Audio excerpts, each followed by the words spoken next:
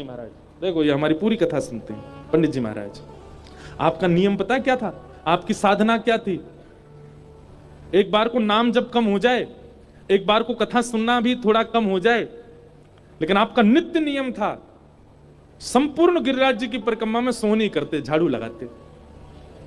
और बाबा को नियम, पूरी गिरिराज जी में झाड़ू लगाते, और जहां कहीं भी बहुत कूड़ा मिल जाता हो ना, सबरे कूड़े को झाड़ू लगा के किनारे करके और फिर वहीं नेत्र भर के बैठ के रोने लग जाते। किसी व्यक्ति विशेष को दोष नहीं देते, हम आप जैसे दर्शनार्थियों को दोष नहीं देते, ठाकुर जी से ही कहते माने नाए कितनों कूड़ो किनारे कर दूं, फिर जन कहाते जावे, सबरो कूड़ो लाके बीच में डाल दे, ये नंद जी को लाला माने नाए, ऐसे उनके भाव। और फिर रोवेगो, फिर श्री जी के संग आवेगो, यहाँ घूमतो रमण करतो डोलेगो, पाम में कांटो लग जाएगो, कोई गंदगी लग जाएगी, फिर रोतो आवेगो, बाबा देख मेरे पाम में कांटो लग गो, माने ना है। ऐसे ऐसे बाबा के भाव। और आपका नियम, जब वह झाड़ू सोनी करते करते करते जब छोटी सी हो जाती, तो फिर गिरिराज जी की तलेटी में वहीं रेत में न गड्ढो करते और झाड़ू जो सोहनी जी थी उनको वहां पधरा देते, कुछ पुष्प उनके ऊपर धर देते और सोहनी जी को अंदर गाड़ के और फिर दंडवत प्रणाम करके कहते कि भैया या ब्रज में यदि सबसे बड़ी भाग्यशाली कोई है तो या ब्रज में सेवा के काजे आवे वाली सोहनी है, अपने जन्म से लेकर मृत्यु तक केवल रज में ही पड़ी रहे और कुछ काम ही ना आया को। हे बिहारी जी, हे गोवर्धन नाथ, हमारी गति भी या सोहनी जैसी है जाए।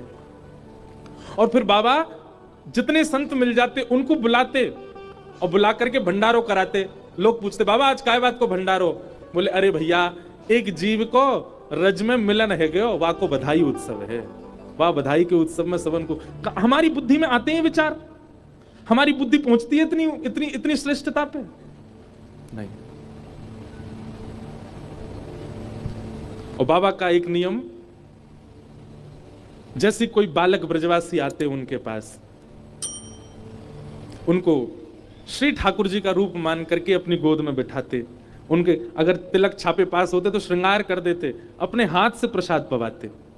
और ब्रजवासी बालकों को कभी प्रणाम नहीं करना। हमने कभी दर्शन नहीं किया बाबा का, हमारे जन्म से पहले ही महाराज जी का भगवत धाम गमन हो गया, परंतु इतनी भावना उनके विचारों के प्रति, उनके जो भाव सहज थे व्रज के प्रति, उन कई बार ऐसा लगता है कि महाराज जी की कृपा से ही भाव आते हैं चित्त में, महाराज जी के स्मरण करने मात्र से ही कुछ ना कुछ भाव आ जाते होंगे।